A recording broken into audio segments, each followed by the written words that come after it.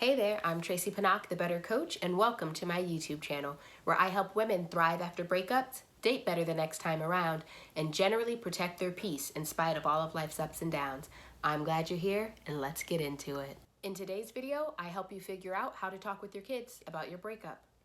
Also, if anything about this video is helpful to you, please like it so YouTube can recommend it to others who may benefit from it.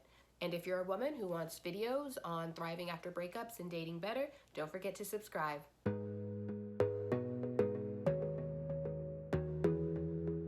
So the thought of talking with your children about your breakup, separation, divorce can be a very daunting one, a very scary one. And of course, what you tell your child has a lot to do with what they've already seen or not seen. But I will say the general basis is you never have to lie to a child about something that has occurred, anything that has occurred. There's simply an age-appropriate way to explain everything. And often what it involves is maybe omitting certain information until they are older, and then understand that you will need to have expanded versions of the conversation over time. What you tell your child when they were 5 years old about something will look different than what you tell them when they're 10 and 15. So just understand that it's about giving truthful, honest, age-appropriate information to the child based on their current age and what they know of the circumstances already. As always, with any challenging conversation, I recommend preparation and planning. Thinking about where you're going to have the conversation, when you're going to have the conversation, who will or won't be around during the conversation. Kind of set the scene based on what you know about your child. Is it a good idea to be doing something fun when you talk about this? Is it a good idea to be in a place with very few distractions for them? Is it a good idea to have some distractions that will help smooth over the conversation?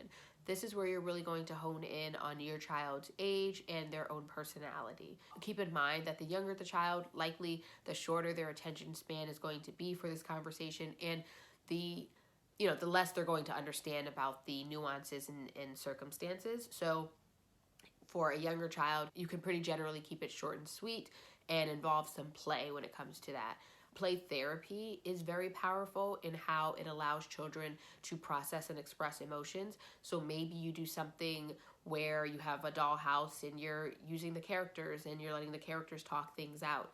For much younger kids, that can be helpful. That can be a good way for them to also express what they're feeling and they're going through.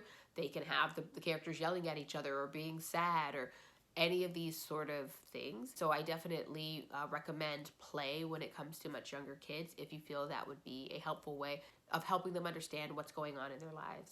You can write your conversation down, you can write bullet points, you can record it, whatever's going to help you remember the points that you want to make and clearly get your message across. You might be emotional during the conversation, so it might be hard for you to kind of keep track of what you want to say. So if you feel like scripting it in some way and having a physical copy of something would be helpful, then it may be. This has everything to do with how you are best able to deliver the information. An important question that I always ask myself or have anyone ask themselves when they're going to have a tricky conversation is to answer the question, what do I want the person to walk away from this conversation understanding? So what do I want my child to walk away from this conversation understanding? This is where I say that you want to really identify the key aspects of the conversation that you want to get across. So here are my suggestions on key points to include in the conversation. So you want the conversation to include a few key elements. You want it to be stated that a relationship has ended, that you want to state the role of yourself and your ex in that child's life moving forward, such as we are still your parent, or maybe that your ex is their step-parent. And depending on what role that person is going to play in their lives, you want to be honest with your child about that. You want it to be clear that there's still love there for the child. So whether it's like, you know, me and your dad love you, or you know, me and insert ex's name love you very much. You want that to be clear to the child. And you want them to understand that the ending of the relationship had nothing to do with you. We were not happy, or we were finding ourselves not being very nice to one another. Something kind of simple. And you want the child to understand next steps, what's going to be happening next in their lives, at least as far as you know. So we will be moving homes, or so-and-so will be moving out. Maybe if the child is changing schools, you would let them know that. And then lastly, you want them to know that this conversation is a continuous conversation and one that is open to continue clarification over time as you figure out what's going on and as the child has any questions. So letting the child know that they can always come to talk to you about how they're feeling, any questions they have, and to get continued clarification on the situation. So those are the elements that you want to make sure to include in the conversation. Generally, you want to spare your children of any age from the details of your relationship issues.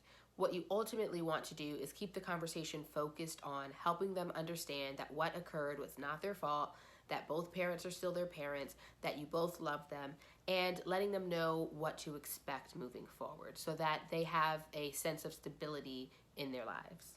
Now, of course, that's the ideal situation, but the reality is your child may have been exposed to all sorts of things about your relationship already. Maybe they've heard yelling or screaming or seen abuse verbally, physically, or in any other way. Maybe they very much sense any tension between you and your ex, or maybe they've been told information directly by you or your ex or other people. So in those circumstances, you do want to provide context for what the child has already witnessed or been told. So let me provide examples of both scenarios. Scenario one, where the child hasn't been exposed to a lot of details of the relationship and you're trying to keep it simple. And scenario number two, where the child has already been exposed to certain details that you may not have wanted them to be, but now you need to give some explanation. Hey, just a moment. I want to let you know that the Better Breakup Recovery Program is launching November 1st of this year, 2022. The cart for registering and purchasing the program will open the end of October, so definitely join my email list if you're interested. The link to the email list is in this video description. And just so you know a little bit about the program, Better is a group coaching program for women who are recovering after breakups, separations, divorces, the ending of any romantic relationship. It includes 8 group coaching calls, a digital course, a PDF workbook, and the potential for one-on-one coaching calls. The other thing you should know is I'm hosting a webinar October 18th that gives 3 ways to feel good and move on after a breakup. So the registration for that will be coming up soon. Another reason to join my email list so you get the information on that. Now, let's get back into it. So scenario one, where the child hasn't been exposed to a lot or hasn't gotten a lot of details about the relationship, might sound something like this. Me and insert ex-partner have ended our relationship, and that means insert details that are pertinent to you. We will be moving into a new home, or they will be moving out into a new home, or we're moving to a new city or town, and it's going to involve you changing schools. Of course, all of this stuff depends on the specifics of your situation. But ultimately, our relationship has ended. We're still both your parents and love you very much. And it had nothing to do with you. We simply did not get along, and we want to have a home environment for everyone that feels good. And while we were together in the same home environment, it didn't feel good to all of us. Now, in scenario number two, where the child may have really been exposed to a lot of arguing or been told certain details, you're going to add some context to those details. So it's very much the same conversation as scenario one, but with some added validation of that child's experience. So the gist of the conversation would sound something like this. You would say to your child, me and your dad or me and so-and-so are ending our relationship. I know you've seen lots of screaming and yelling, or you've noticed a lot of tension, or maybe you've been told about some of the problems we were having, and it didn't feel good to you or us or anyone. And it's very important to us that we all get to live in a home environment that feels good to all of us without a bunch of anger or tension or yelling or screaming. This means that we're going to be moving into a new apartment. This may mean that you're moving to a new school. Insert the details that are pertinent to your life. But you know that we both love you very much and we will always be here for you, if that is true. If your ex is not going to really play a role in your child's life, don't say that if you know that they're planning to completely exit their life. You could be honest about, you are not going to see so-and-so as much, things like that. And then you want it to be clear to the child that they can continue to get clarification about the situation moving forward. So this is what I know so far about what will happen, and we will continue to have this conversation over time as needed, and always know that you can always come to me to talk to me about how you're feeling and what questions you have. Do you have any questions now? And let's talk about how you're feeling right now. So, of course, you will tweak the details as they apply to your life. What the child has actually seen or heard, or what you suspect they've seen or heard, or what you're concerned about them maybe having seen or heard, you would obviously add those details. But the gist of the conversation, regardless of the age of the child, is that the relationship has ended. What's happening next, meaning who's moving out or what the next steps will be. Letting them know that we still very much love you and are your parents, or whatever the role is that your ex-partner will or won't play in their life. And letting them know what that means for their life moving forward. Also, ending the conversation with the fact that we will continue to have this conversation to clarify any questions you have.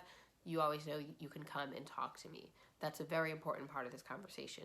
You want the child to feel as secure as possible by knowing that they can always ask you questions as needed, and that if there is any confusion for them now, things will continue to be clarified over time as everyone figures out what's happening. Your child may have a lot to say about how they're feeling. They may have a lot of questions, or they may have none of either of those. It's also a good time to talk about how you're feeling in terms of helping to validate their experience. So, I'm feeling a bit sad, but I'm going to be okay. So still providing that reassurance to your child. Or I'm a bit confused because I know this is a lot of change for everyone, me included. Being honest and human with them and validating their experiences by sharing some of your own emotional experiences. Now that you have some information on things you want to include in the conversation, here are some things that you don't want to do. You don't want to badmouth your ex. That's getting too personal and detailed about the relationship dynamics. And as I mentioned earlier, you don't want to give your child all those details. If you have concerns about your ex and the type of parent they are to your child or will be to your child, that is stuff that you can let your child find out for themselves over time and their own unique relationship with that parent. Your role in this situation is to support your child as they learn about their parent, and if they're disappointed or sad about it, you can be there to support them. Also, you don't want to shut down your children's questions if they have any during this conversation, and you don't want to shut down their emotional experience. You want to validate the experience they're having, letting them know that you're hearing them, that you're listening to them, that you understand why they feel the way they feel. This is very important. What you want is for your child to feel safe to talk to you about the circumstances of what's going on in their lives now.